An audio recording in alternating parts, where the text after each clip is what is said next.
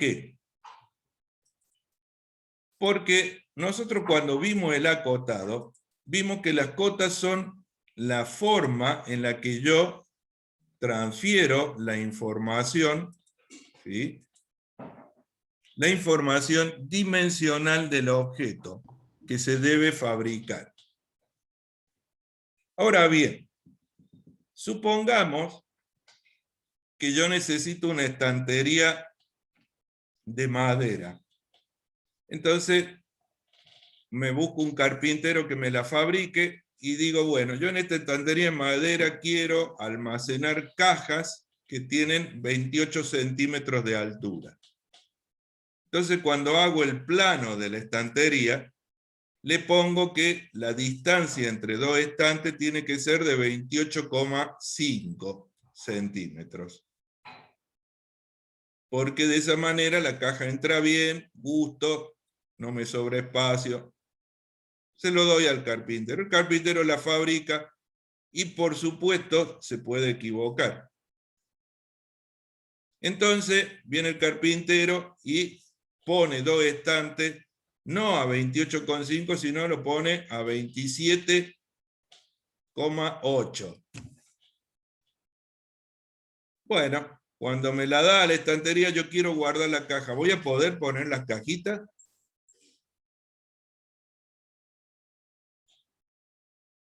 ¿Ustedes qué opinan? La distancia entre los dos estantes es menos de 28. ¿Va a entrar la caja? No entran. Ah, bueno. Entonces, ¿qué hago? Lo agarro al carpintero, le pego porque mirá lo que me hiciste, sos un inútil. Y él me va a decir una cosa, che, loco, nunca me dijiste como mínimo 28. Como mínimo 28. Vos no me dijiste eso. Bueno, yo me equivoqué, está bien, acepto que me equivoqué, pero vos nunca me dijiste como mínimo. Si vos me hubieras dicho como mínimo, yo controlo que como mínimo no me lo dijiste. Entonces, significa que en los documentos hay datos que exceden a lo básico. Es decir, no se trata de decir cuánto debe medir, no se trata de decir qué posición debe tener, sino que si eso es muy importante, porque hace al funcionamiento, esa información tiene que estar en el plano. Yo le debería haber dicho, como mínimo 28,5. Puede ser que como máximo no pueda ser más alta de 3. Bueno, como máximo 3. Entonces, él sabe qué error puede cometer. Y va a controlar en el proceso que ese error esté dentro de ese margen posible. Esa información está en el plano. Pero por supuesto, no son mensajes. Porque cuando nosotros estemos trabajando en una empresa grande, ya les dije, como Renault, Volkswagen, Fiat, hay planos que están en francés, en alemán, en italiano. Entonces no me sirve que me pongan un mensaje en italiano, el agujerito tiene que tener como mínimo, porque si yo no sé italiano, no me sirve. Al operario tampoco le sirve. Fiat no me va a pagar un curso de italiano, ni a mí, ni al operario, ni a nadie. Entonces, esa información tiene que estar en el plano, pero aparece codificada. Aparece con símbolo, porque es la única manera de que la entendamos acá, en Italia, en Francia, en Japón. Es la única manera. Entonces, igual que todo, está codificado, está normalizado. Entonces hay que ser consciente de que hay o existe lo que nosotros llamamos la acotación especializada. ¿Por qué especializada? Porque es una simbología que se agrega a todo lo que ya vimos. Las cotas dimensionales, las cotas posicionales, toda la información dimensional que yo necesito para definir el objeto. Además hay información agregada que tiene que ver con lo máximo, lo mínimo, la necesidad de que sea plano, que sea recto, que sea curvo. Eso es algo que tiene que estar indicado en el plano. Si es necesario, si es imprescindible, tiene que estar indicado en el plano. Entonces, cuando yo tengo un objeto diseñado y ese objeto es producido, fabricado, seguro que hay discrepancias. ¿A qué se deben estas discrepancias? Ojo, no crean que siempre es culpa de alguien. Estas discrepancias se deben a muchísimos factores. Tienen que ver con las máquinas, las herramientas que se usan, tienen que ver con los procesos que se usan, por eso ustedes tienen dos materias, una que se llama planificación y control de la producción, procesos industriales, donde te van a enseñar todo lo que complementa a lo que vamos a ver hoy. Tiene que ver con deformaciones que se producen en las piezas por temperatura durante el proceso de fabricación, con deformaciones que se deben a tensiones propias de la materia prima, del material, y lo más grave es que todos estos errores pueden desembocar en dos consecuencias muy graves. Una es que la pieza no sirva, como yo les dije, como me pasó a mí personalmente estar trabajando, yo trabajaba para control de calidad, detectamos la falla, la pieza tuvo que ser rechazada, la tuvieron que tirar. Imagínense lo que es para una empresa tirar algo que cuesta $70.000 de materia prima sola. Entonces, esto es preocupante.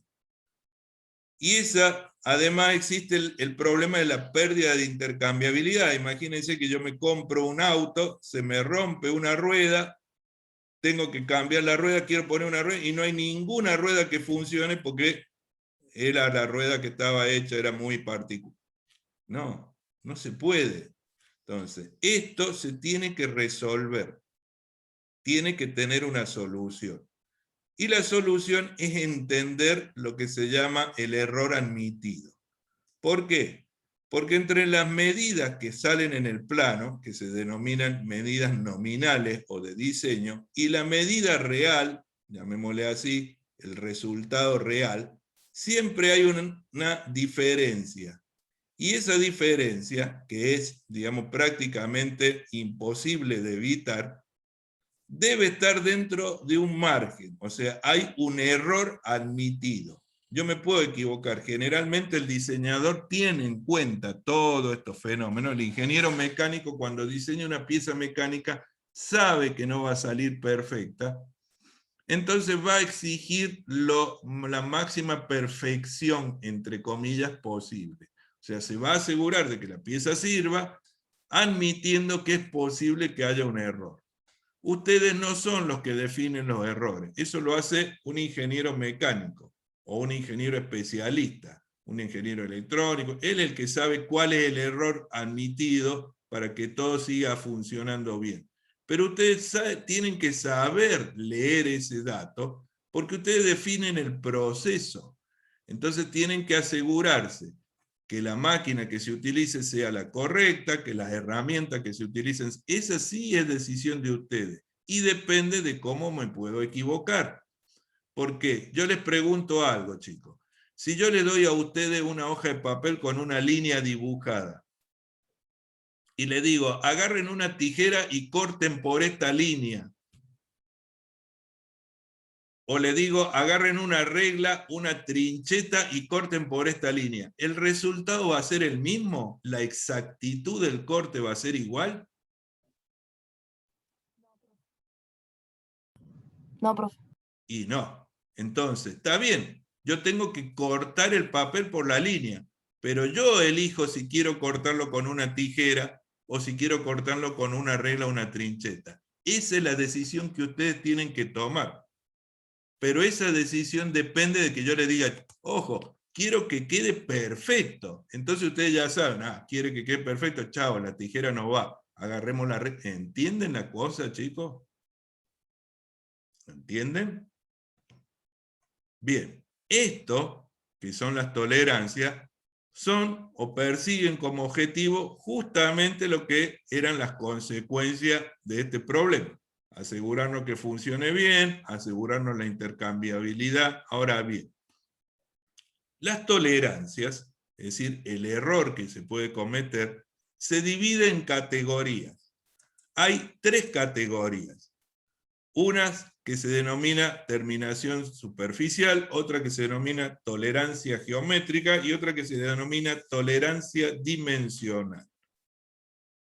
Las dos primeras no tienen que ver con la dimensión específica, o sea, no tiene que ver con que esto mida tanto o no lo mida. Las últimas, las tolerancias dimensionales, son las que controlan las medidas o dimensiones. Y las otras dos, ¿por qué están? Y porque en realidad, muchas veces no se trata de un problema de dimensiones, se trata de otro tipo de problema. Incluso, en esta clase vamos a ver las dos primeras y las últimas, que son las tolerancias dimensionales, que son las más complejas en realidad, las vamos a ver la clase que viene.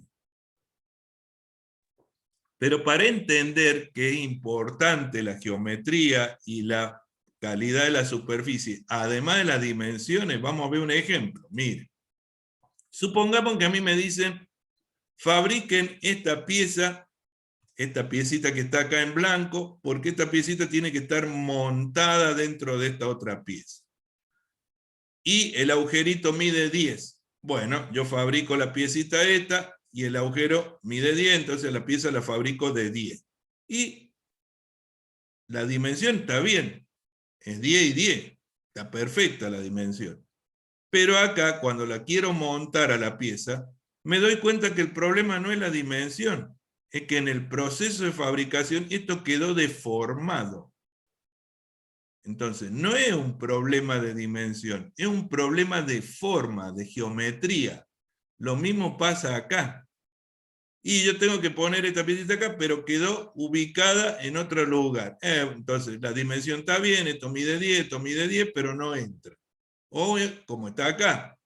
Esta mide 10, pero está torcida. Entonces, acá, en estos ejemplos, se ve que el problema no está en la dimensión, está en la geometría, en la forma. Por eso, además de las dimensiones, además de lo dimensional, yo tengo que controlar la geometría. Y además, también puede ocurrir que cuando yo tenga que insertar una pieza en la otra, para que estas dos piezas se puedan montar, las superficies deben estar lisas. Porque si una superficie es rugosa, la otra es rugosa, no lo voy a poder montar. Entonces, tampoco es un problema de dimensión, es un problema de calidad de la superficie. Entonces, no es solo lo dimensional, es la geometría y la calidad de las superficies. Yo debo controlar, de ser necesario, debo controlar todo. Debo controlar cómo son las superficies, debo controlar la geometría, y de acuerdo al proceso que yo elija, voy a tener resultados diferentes. ¿Se entiende, chicos?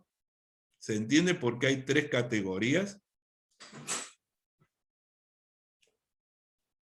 Sí, profe. Bien. Sí, profe. Vamos a empezar entonces a analizar estas categorías. La primera que figuraba en esa lista era la terminación superficial. La terminación superficial tiene que ver con la calidad de la superficie. ¿Por qué se analiza esto?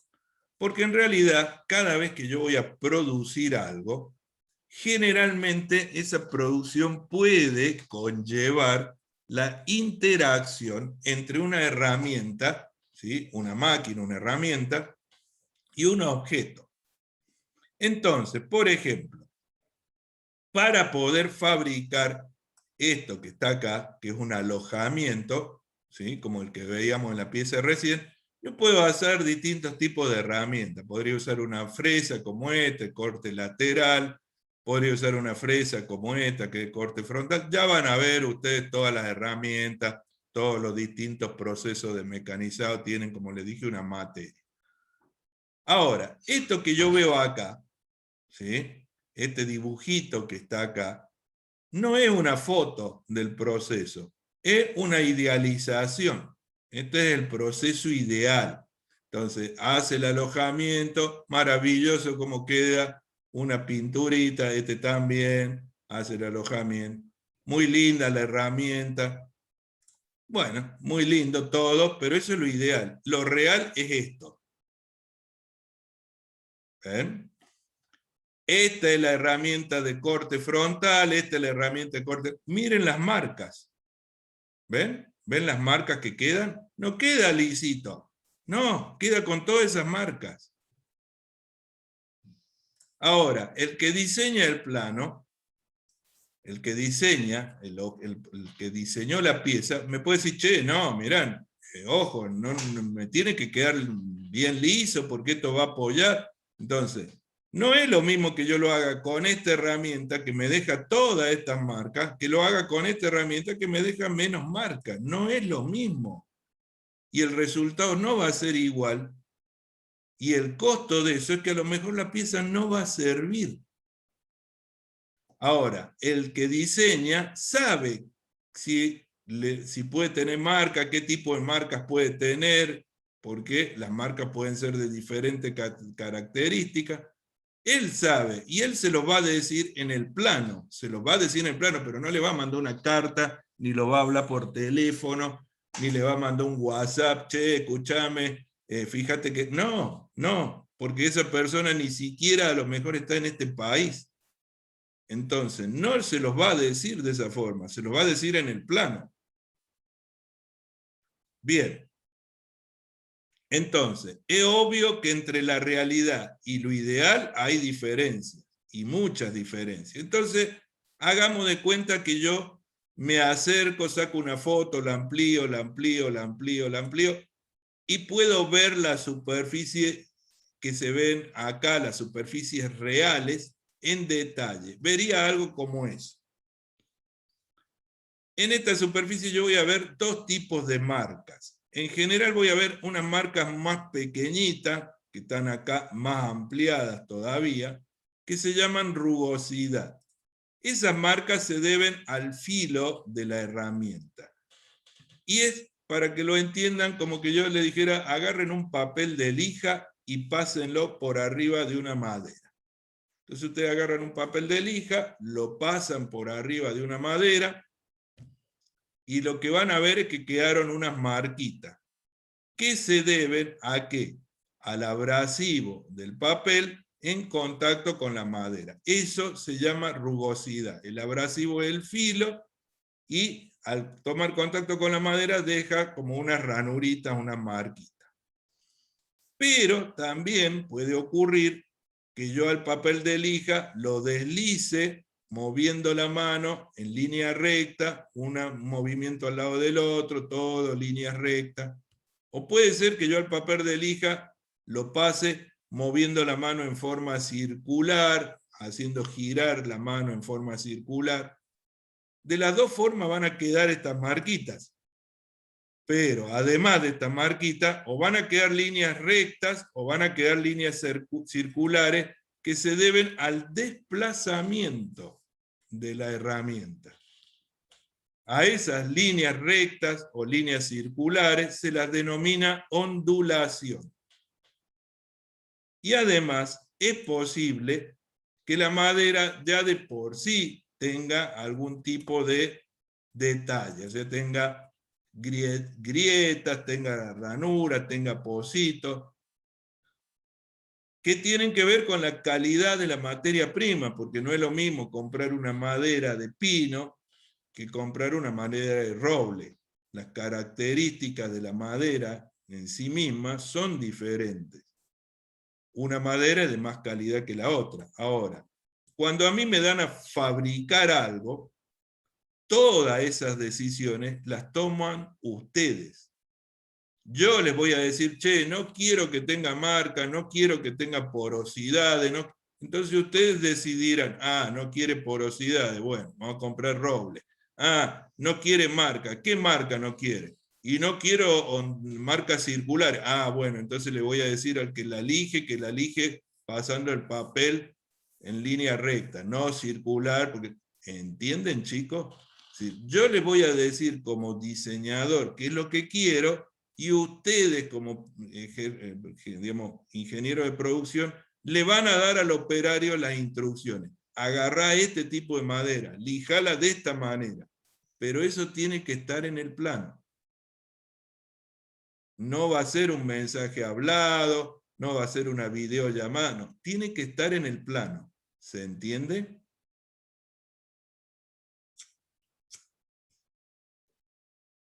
Sí, ¿Queda profe. claro? Bien. Entonces, esto es lo que nosotros deberíamos tener como información en el plano. Ahora, la pregunta es, ¿cómo aparece esta información en el plano? Bueno, esta información en el plano aparece simbolizada. ¿Cómo es el simbolito? Primero, para entender cómo es el simbolito, razonemos todas las alternativas posibles. Puede ser que el que diseña me diga, che, mira, no importa si hay ondulaciones o marquita o rugosidad, siempre y cuando tengan determinadas características. Puede ser que el que decida, diseña la pieza, me dice, che, no, mira, rugosidad sí, pero ondulación no, porque no sirve. O puede ser que me diga, che, no, mira, ondulación sí, pero rugosidad no, que quede bien liso. O me puede pedir que quede bien liso. Cada uno de estos requisitos va a necesitar de un proceso diferente.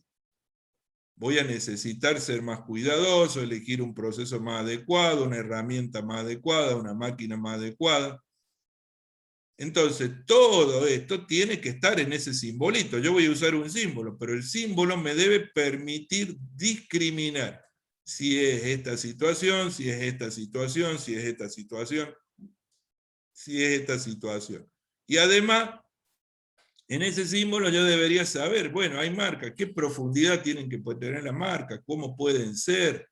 ¿Pueden ser circulares, rectas? ¿Cómo pueden ser? O sea, tengo que tener todos esos datos. El símbolo tiene que tener toda esa información. Debe darme toda esa información. Esta norma cambió mucho a lo largo de los años, pero básicamente la norma actual trabaja basada en un símbolo que tiene esta forma. ¿Ven? Tiene un simbolito que es una especie de raíz cuadrada. Este simbolito va en el plano. En el plano están las vistas ortogonales, como acá. Tengo la vista frontal, la vista lateral, la vista superior de este objeto. Pero la norma me dice lo siguiente. Si la superficie que yo tengo que controlar es la superior, porque el diseñador me dice, che, mira, la superficie superior tiene que tener este cuadradito que está acá sombreado, tiene que tener tal característica, tiene que ser liso o no, veremos, bueno. No me importa cómo es acá al costado, acá, no, me importa este. Bueno, la norma dice que en el plano, la información de la calidad de esta superficie va a aparecer, se va a indicar en donde esa superficie se vea como una línea. Entonces, en la vista frontal, esta superficie es esta línea que está acá. En la vista lateral, esta superficie es esta línea que está acá.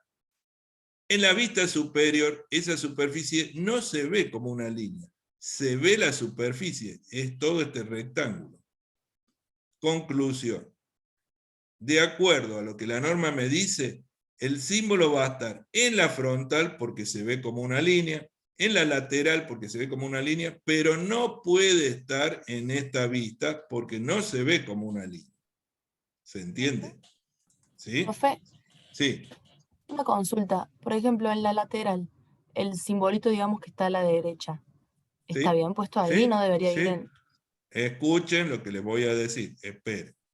Entonces, queda claro que va en donde la superficie se vea como una línea. Queda claro eso. Puede ser la frontal, puede ser la lateral. El simbolito tiene que estar de tal forma que el vértice de esta raíz, el vértice inferior, toca la superficie.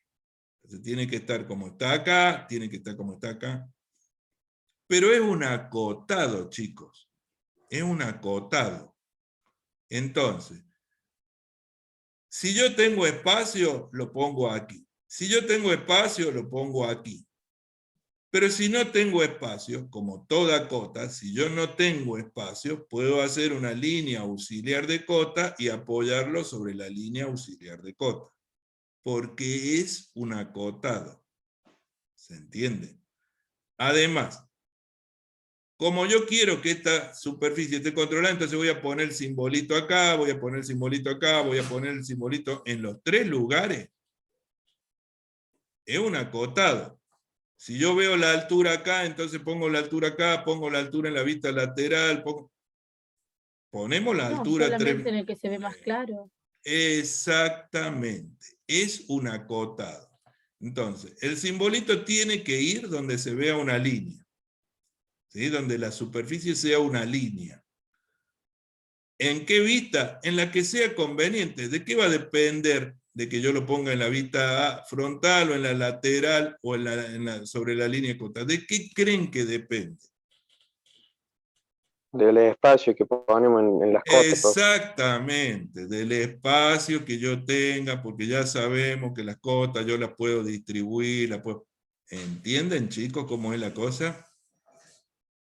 ¿Queda claro eso?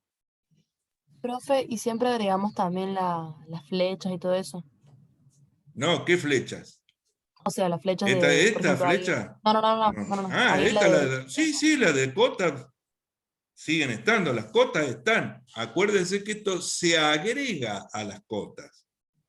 Es un símbolo que va a aparecer agregado al acotado. ¿Se entiende eso? Sí, Bien. Entonces, aclarado que vamos a usar un simbolito. Este simbolito cambió mucho a lo largo de los años. Yo les voy a mostrar las distintas versiones por la duda en su trabajo profesional se encuentren con un plano viejo, que no está mal, estaba hecho en otro momento. Entonces, en el transcurso de los años esto cambió. La primera norma de terminación superficial era la 4517 del año 74, era muy básica. ¿Qué hacían? Y ponían triangulitos, ¿ven? En la superficie, apoyado en la superficie como línea, ponían un triangulito, o 2 triangulitos, o 3 triangulitos, o 4, hasta 5 triangulitos. ¿Y qué significaba? Y significaba, un triangulito era pulido, 2 triangulitos era mejor pulido, 3 triangulitos mejor pulido, 5 recontra pulido, pero escuchad, o sea, no sirve eso. ¿Por qué no sirve? Y porque qué profundidad tienen las marcas, qué forma tienen las marcas. Esta norma era muy elemental, muy básica, no servía. Cambiaron la norma. En el año 77 cambiaron los triangulitos por este. Este símbolo ya tenía distintas características, o era así, o era así, o era así. Si era así, era porque se podía usar algún proceso de desprendimiento en material, es decir, yo lo podía lijar. Si era así, no podía desprender el material, entonces tenía que hacer otro proceso como pintarlo, lijar, digamos, anodizarlo, hacerle algún... Si era así, bueno, podía hacer cualquier cosa. Bueno, entonces la norma cambió. Ya había símbolos con una codificación un poco más preciso, pero seguíamos teniendo problemas porque no me decía la profundidad. No. Cambió de nuevo y se convirtió en este símbolo. Esta es la norma ya con otro número, la 4537 del año 88. Esta norma tenía toda la información. Fíjense, estaba el simbolito y estaban todos estos números, esta letra, todo esto aparecía en el simbolito. Acá me daban los valores de la profundidad de la rugosidad. Acá me daban los valores correspondientes a la ondulación. Estos estaban en micrones. ¿Saben lo que es un micrón? Como unidad de medida. Sí, no, profe. profe, no. Un No, profe. micrón es la millonésima parte de un metro. Es decir, la milésima parte de un milímetro. Cuando a mí me dicen que esto como máximo tiene que tener una profundidad de 5 micrones, no es que son 5 milímetros, una profundidad, una marca bien visible, no. Me están diciendo que la profundidad es de 5 micrones. 5 milésimas de milímetro, una marquita que ni se ve a simple vista. ¿Se entiende? O sea, esto está en micrones, estos sí están en milímetros. Estos sí están en milímetros, me decían cuál era el pulido, el proceso con el cual se recomendaba, me daban una longitud de superficie para que yo controlara, me daban el espaciado, o sea, la distancia entre dos marquitas de la rugosidad y dos marquitas, y me daban el patrón, esto que está acá, esta letra que está acá, me decía cómo era el patrón, la orientación de las marcas. La letra C significa circular, o sea, las marcas podían ser circulares. ¿Sí? Entonces, este símbolo tenía toda la información que yo necesito, toda la información, porque de acuerdo a esto yo digo, bueno, uno me deja más marca que la otra, entonces uno deja marcas más profundas que la otra, entonces si vamos al ejemplo del comienzo, si a mí me pedían que la superficie sea bastante lisa, bueno, yo veo que este deja marcas más profundas que este, entonces elegiré esta herramienta y no esta. Entonces, como ven, yo con toda esa información no tengo problema en empezar a tomar decisiones. El tema es que esto cambió, volvió a cambiar. ¿Por qué? Porque los procesos se volvieron más exactos, hubo más técnicas de medición, se podía medir mejor, y la norma que está vigente hoy no es esta, sino es la 1302. ¿Sí? Ya la tienen en autogestión, ya está, perdón, en autogestión, en la UV, ya está la norma en la UV. Esa norma, que es de hace, digamos, de hace 6 años, se publicó en el 2015, modifica y cambia mucho la simbología, porque vuelve otra vez a estos símbolos con un significado particular para cada uno, ¿ven? Símbolo básico permite cualquier proceso de fabricación, este permite, digamos, traer material, este no permite traer material. Pero esta norma está pensada para lo siguiente: cuando yo tengo una pieza, la fabrico y quiero controlar si la superficie está bien o está mal, necesito que esa pieza se controle de una forma muy profunda. Es decir, necesito que esa pieza vaya a un laboratorio de metrología.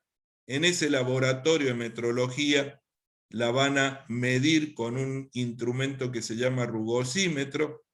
Ese instrumento tiene como un palpador muy sensible que recorre la superficie, y lo que yo logro con ese palpador es tener esta imagen.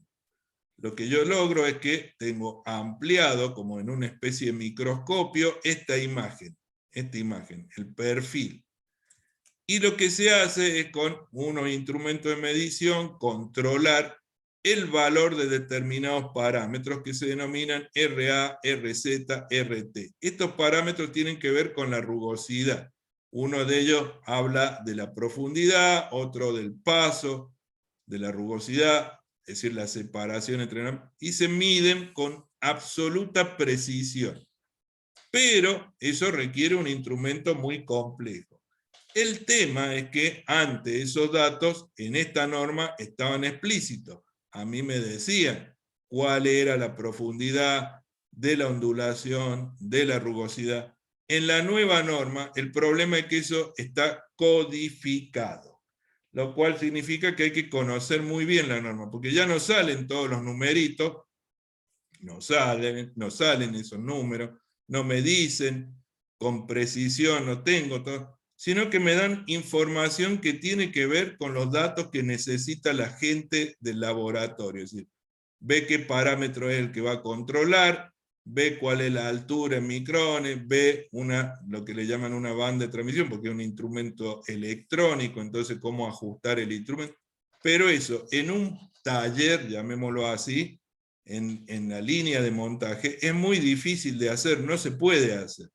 Entonces la norma cambió, pero a mi juicio cambió para mal, porque se convirtió en una norma muy específica, muy detallada, porque acá hay información muy concreta, muy detallada, pero a mi juicio es peligrosa porque no es tan práctica como la otra. No obstante, es la norma que está vigente y es la que hay que utilizar. La norma dice, por ejemplo, que cuando yo tengo acá el parámetro que se debe controlar, que puede ser la profundidad, puede ser el paso, porque a veces importa la profundidad de la marca, otras veces importa la distancia entre dos marcas consecutivas. Bueno, cuando yo tengo el parámetro que tengo que controlar, dice que lo puedo hacer a través de lo que se llama la regla máxima o la regla del 16%. En este ejemplo está el parámetro RA, pero puede ser el RZ, puede ser el RT. El tema es que cuando me dicen que es el máximo, significa que de la medición que yo haga, ninguna podría superar este valor. Cuando me dicen que siguen la regla del 16%, entonces, en ese caso, no está la palabrita máximo, o sea, no está el MAX, sino que está el parámetro solo, y en ese caso de la medición que yo haga, hasta un 16% de las mediciones podrían superar el valor máximo que está indicado acá. Entonces, me dan esa información, pero me la dan muy rebuscada, por decirlo de alguna manera, me lo dan muy complicado de entender. Pero es la norma que está vigente actualmente. La letra que está acá sigue siendo la misma de la otra norma, es una letra que tiene un significado, y ese significado está también en la norma en una tabla. Me dicen qué significa.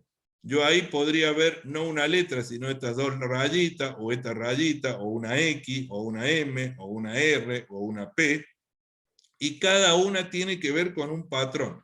Si veo estas dos rayitas es porque las líneas de los surquitos tienen que ser paralelas. Si veo esto, tiene que ser perpendicular. Si veo esto, pueden ser líneas cruzadas. Si veo una M, cualquier dirección da lo mismo. Si veo la C, ya les dije, marcas circulares. Si veo la R, marcas radiales. Entonces, cada símbolo tiene un significado. Pero ahora bien, antes de continuar, ¿qué altura creen ustedes que tiene entonces la raíz cuadrada esa?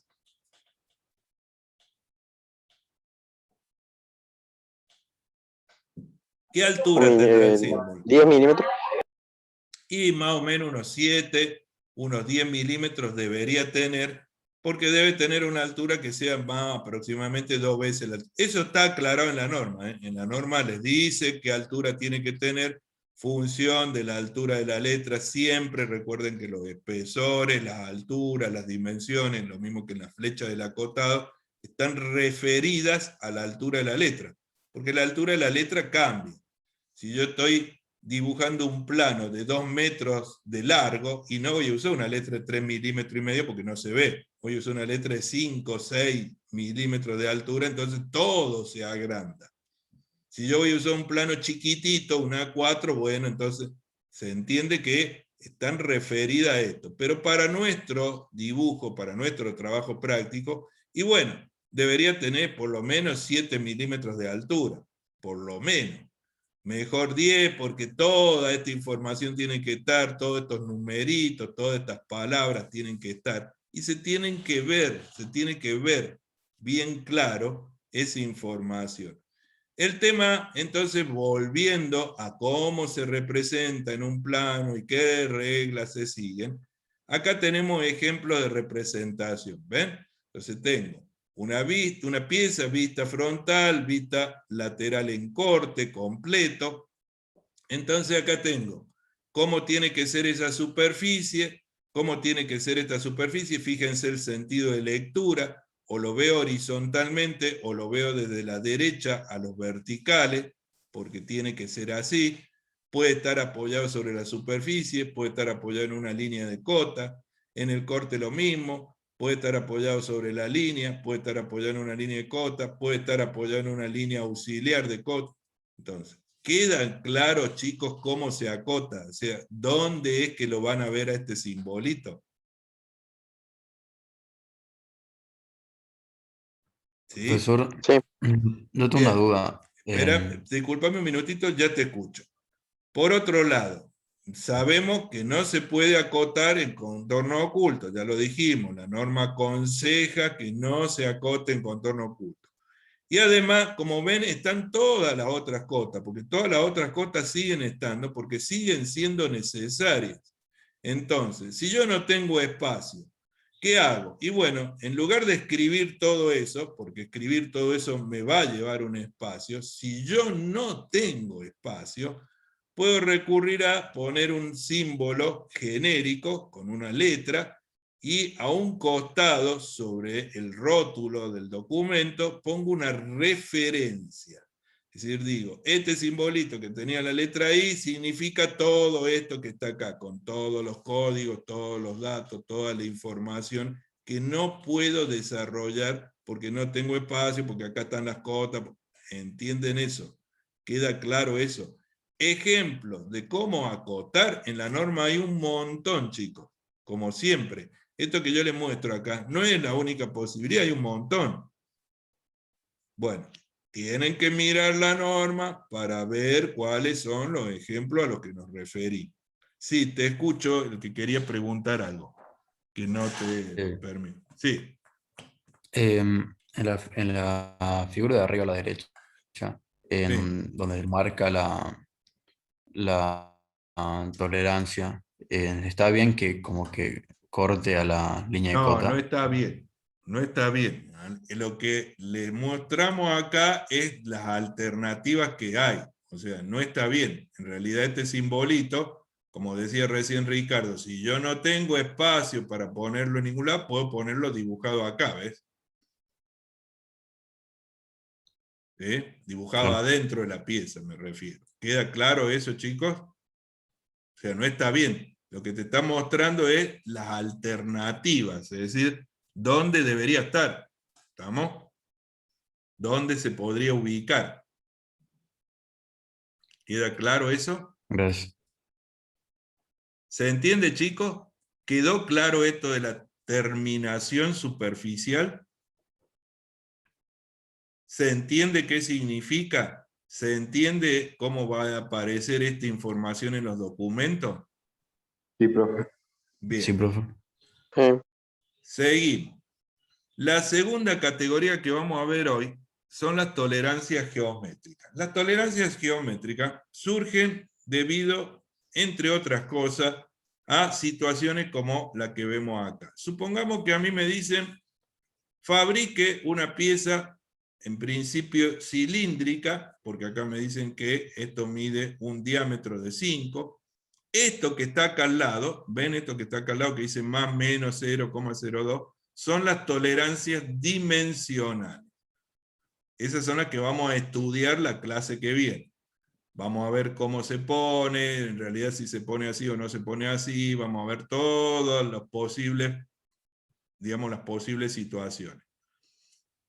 Acá me están diciendo que el diámetro tiene que ser de 5, lo cual hace pensar que esto es cilíndrico, pero yo me puedo equivocar porque, ya les dije, se sabe que pueden cometerse errores, entonces el diámetro puede ser más grande que 5 o más chico que 5. Bueno, ¿cuánto más grande? Si yo al 5 le sumo 0,02, me queda 5,02. Eso es lo más grande que puede ser. Y si yo al diámetro le resto el 0,02, bueno, me queda 4,98. Eso es lo más chico que puede ser. Bien. Yo fabrico la pieza. Pero cuando fabrico la pieza queda así. O queda de forma cónica, o queda de esta forma que se llama abarrilada. Se llama abarrilada porque tiene forma de un barrilcito. Y la mido a la pieza. La mido. Entonces, agarro la pieza cónica, la mido. Este diámetro corresponde al diámetro menor, está bien. Este, que es el más grande, corresponde al diámetro mayor, está bien. Bueno, las dimensiones están bien. Agarro este y la mido.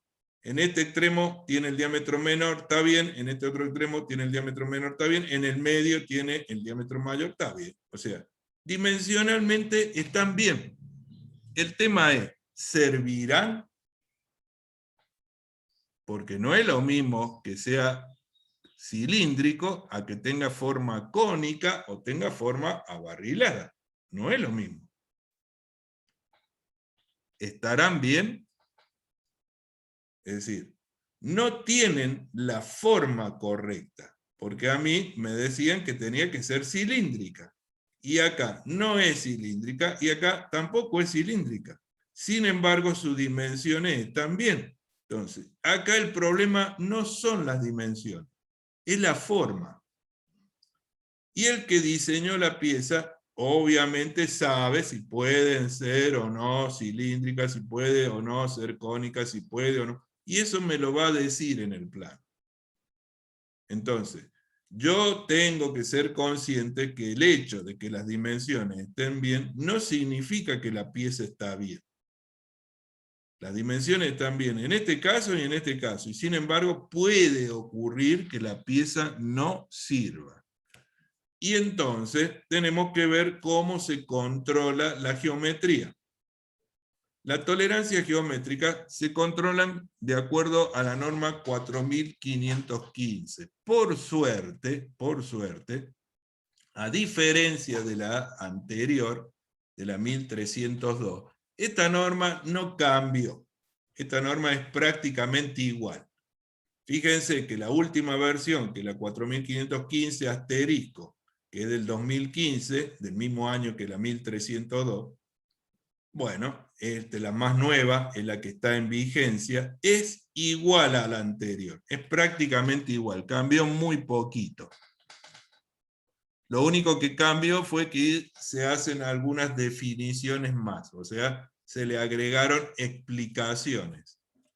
Pero esta norma lo que hace es que aclarar que la tolerancia geométrica no controlan dimensiones, ¿eh? Acá yo no voy a controlar dimensiones, eso lo voy a controlar con la otra categoría. Acá lo que controlamos son la forma, la posición, la orientación desde el punto de vista geométrico. Y son las que me evitarían que yo tenga que poner en el documento un mensaje como: estas dos superficies tienen que ser paralelas, esto tiene que ser perpendicular a esto, el agujerito este tiene que estar en tal posición. O sea, esos son los mensajes que yo evito con esta norma. Esta norma tiene una simbología, y esa simbología es muy parecida en su, digamos, trazado a lo que era la norma de terminación superficial. ¿Por qué? Porque utiliza un símbolo, ese símbolo cambia de acuerdo al control que yo debo hacer, porque ese control tiene que ver o con la forma, o sea, yo puedo necesitar que el objeto sea, o la forma sea recta, o que una superficie sea plana, o que un objeto sea cilíndrico, entonces tiene un simbolito para referirse a cada una de estas características geométricas, o puedo necesitar que sea paralelo, perpendicular, me puede hablar de una posición, de concentricidad, de simetría, o sea, tiene un símbolo para cada característica geométrica.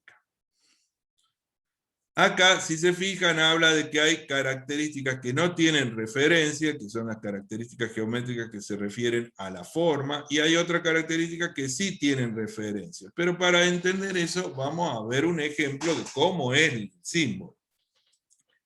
El símbolo de esta norma consiste en un rectangulito. En un rectangulito dividido en casilleros.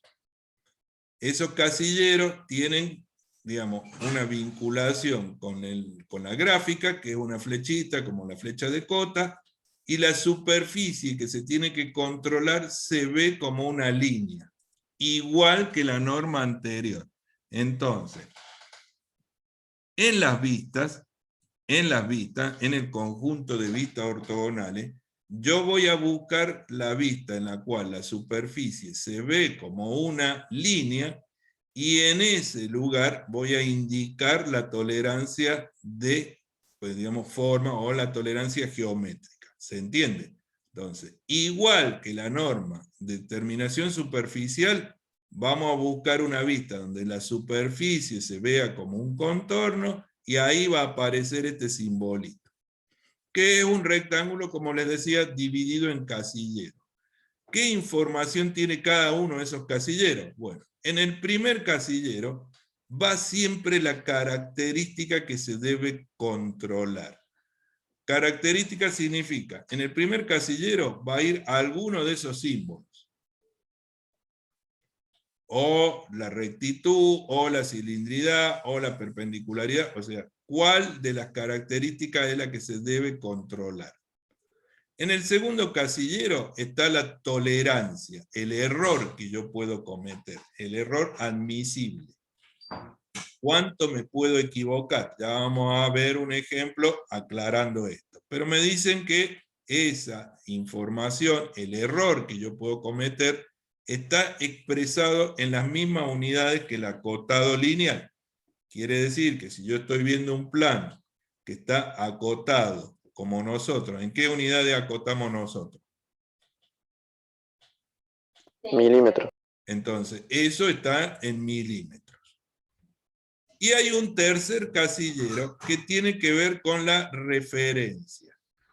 Hay tolerancias que requieren referencia, hay tolerancias que no requieren referencia. Porque digamos, si vemos este ejemplo, y yo le digo, esta superficie tiene que ser, de acuerdo al símbolo, paralela a otra superficie, obviamente, porque si yo le digo, esto tiene que ser paralelo, ¿ustedes qué me preguntarían? ¿Paralelo a quién? Paralelo a quién. Claro, porque puede haber un montón de superficies horizontales en un objeto.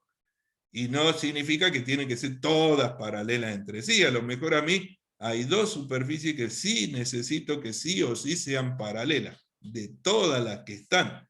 Entonces, yo necesito agregarle a esta tolerancia que habla del paralelismo, la relación de paralela a quién. Entonces, en algún otro lugar del dibujo va a estar la superficie a la que tiene que ser paralela, entonces ahí voy a indicar este símbolo que me advierte que esta es la referencia de la otra. ¿Ven? Acá la letrita va a ser la misma. ¿Estamos de acuerdo? ¿Se entiende, chicos? Sí, profe. Bien. Pero les dije recién, cuando veíamos esto, que hay tolerancias en las cuales no va a aparecer la referencia. ¿Y cuáles son? Y las tolerancias que no tienen referencia son las de forma. Como dice ahí, no tienen referencia. ¿Por qué no tienen referencia? Porque si yo les digo que algo tiene que ser recto, ¿necesito compararlo con otro? Ya están siendo explícitos. No, tiene que ser recto y punto. Si yo le digo, este tiene que ser plano, ¿necesito compararlo con otro? No, tiene que ser plano, ya está. Esto tiene que ser cilíndrico.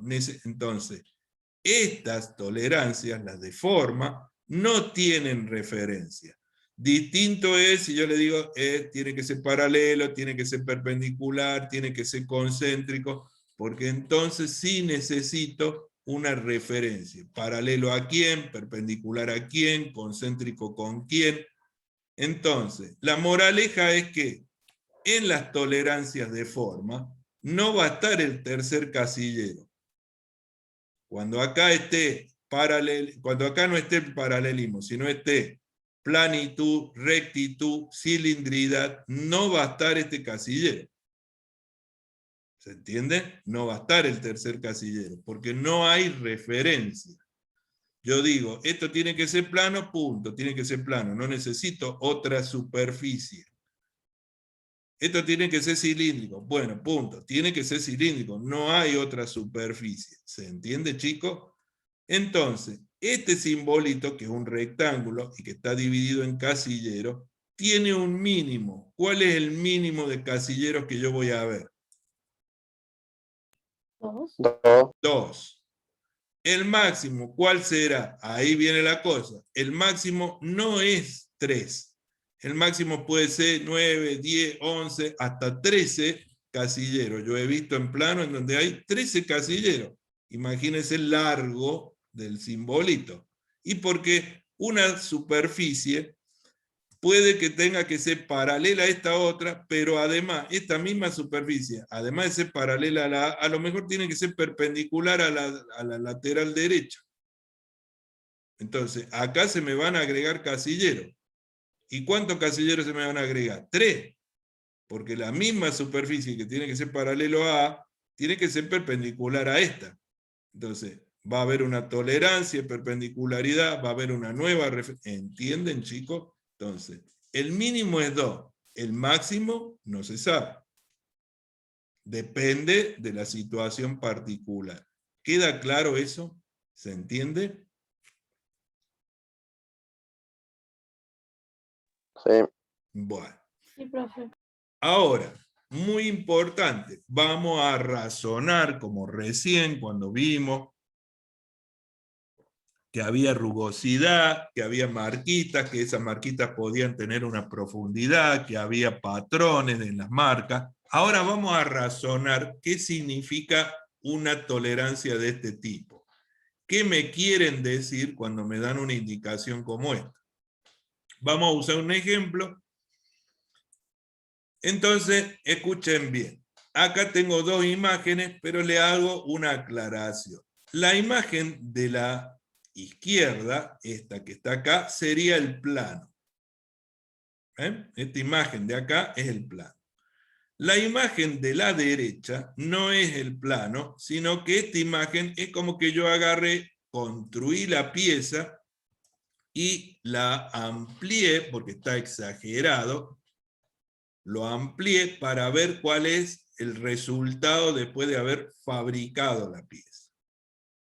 ¿Se entiende entonces? El plano es lo que vemos de acá a la izquierda.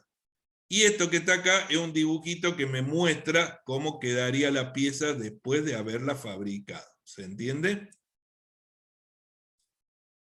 Sí. Bueno.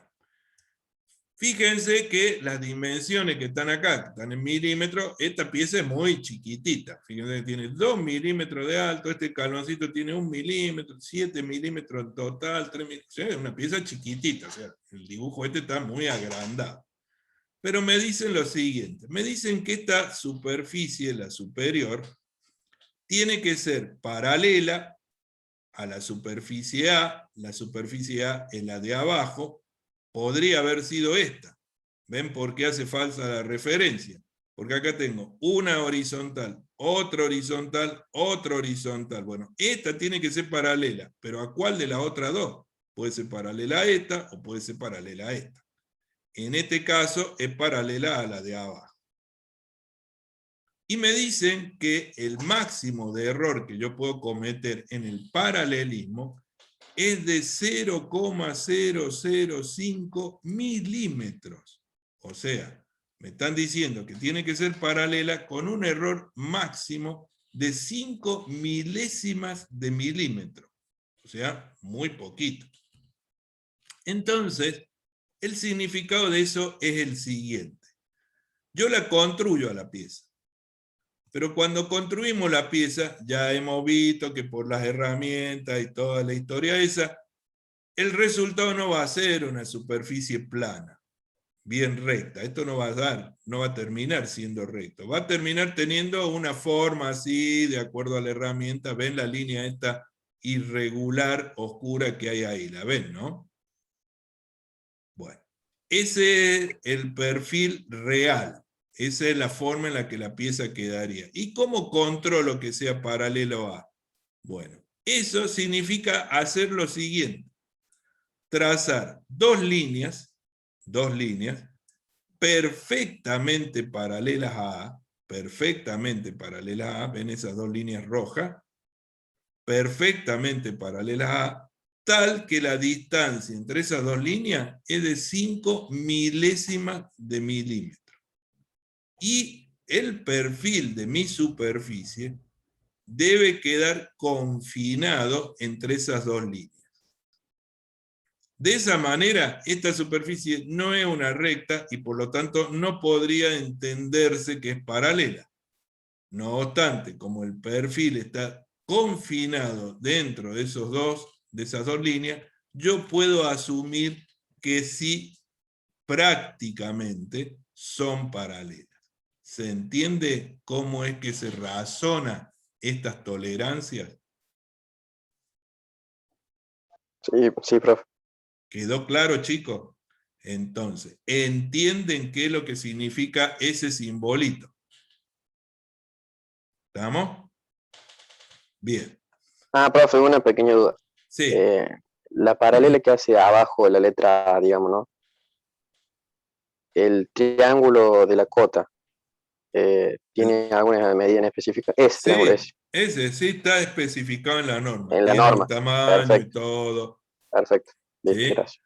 O sea, todo eso está identificado en la norma. Ujú. Así que no se preocupen, lo van a encontrar en la norma. El tema es cómo aparece esto en las denominadas, en los planos, digamos, cómo aparecen estos simbolitos en los planos. Bueno, ya aclaramos cómo va, pero en los planos ustedes lo van a ver así. Entonces, van a ver el simbolito con los 3 casilleros, la referencia. A veces, dependiendo de cómo es la pieza, yo puedo omitir hacer el trazado de la referencia de esta forma, porque si la pieza, o sea, me permite que las dos superficies estén lo suficientemente cercanas para que yo a la tolerancia le indique de esta manera, no me hace falta poner el casillerito con la letra A, porque ¿qué altura debería tener este casillero? Y bueno, la letra tiene que verse bien, y si la letra es de 3,5, bueno, la altura de este casillero debería ser de por lo menos 5 milímetros, 6 milímetros. Entonces, yo puedo omitir eso, lo cual me permite simplificar un poco el trazado, o sea, no poner el casillerito de la referencia siempre y cuando la referencia esté cerca para que yo las pueda vincular. Y como les decía, a veces hay más referencias, porque si yo hablo de la posición de este círculo, y la posición tiene que ver con una distancia horizontal y con una distancia vertical, es decir, este orificio está a determinada altura y puede estar más a la derecha o más a la izquierda, entonces necesito 2 referencias. Una que me hable de la posición horizontal, es decir, a qué distancia de esta línea tiene que estar, y otra que me hable de una posición vertical, es decir, a qué altura de esta línea tiene que estar. ¿Se entiende? Entonces, puede ser que esto tenga 2, puede ser que tenga 3, puede ser que tenga 4, puedo a veces reducir, si me es posible en el acotado, la inclusión del tercer casillero. Esto tiene un sentido de lectura, si el casillero va vertical, ya saben que se tiene que leer desde la derecha, no se debe acotar en oculto, o sea, todas las reglas que nosotros hemos seguido y hemos pautado para el acotado, acá siguen siendo, digamos, válidas, concretas. ¿Queda claro eso, chicos? ¿Se entiende? Profe, Bien. Por en la último, tercera figura, sí, donde hay un circulito arriba en los cuadrados. esta. Ajá. El primero, ¿qué significaría? ¿Que es un círculo completo? No, posición. Ese es el simbolito de posición. Este es el simbolito de Ajá. posición. Es la posición de este agujero. Ahí te están diciendo que la posición de ese agujero debe estar controlada. Estas son las medidas de control. Fíjense que las dimensiones aparecen recuadradas. Y me dice que los agujeros de diámetro 2, todos los agujeros de diámetro 2, deben tener su posición controlada, con respecto a A y con respecto a B. O sea, no los puedo poner en cualquier lugar. Tengo que asegurarme que el centro esté controlado. Claro. Sí, sí. ¿Se entiende? Sí. Bien. Para que les resulte más sencillo de entender todas las tolerancias geométricas, porque ya vimos que son un montón, en la tablita había varias, en la norma aparecen estos dibujitos, en donde le explican qué significa que algo sea recto, le explican qué significa que algo sea, digamos, sea recto, si es plano, si es cilíndrico, si es curvo, o sea, le explican, le están explicando cómo es, con ejemplos, le explican planitud, le explican cilindridad, lo mismo que vimos hace un instante en ese ejemplo que yo les mostraba, le explican absolutamente todas las tolerancias, una por una se las explican, para que ustedes puedan entenderla. Esta norma es muy completa.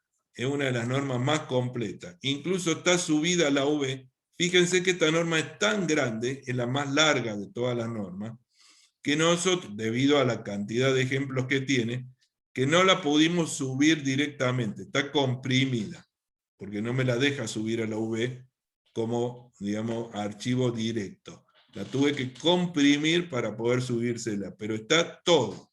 En la norma están explicadas todas las tolerancias, una por una. Acá no le puse todas, le puse algunas para que vean cómo es, pero están todas las tolerancias. ¿Quedó claro, chicos? ¿Se entiende entonces qué es lo que es la tolerancia geométrica, qué es lo que son las tolerancias superficiales? ¿Quedó claro? Sí, profe, por el momento sí. Bueno, me alegro. Pero lo más importante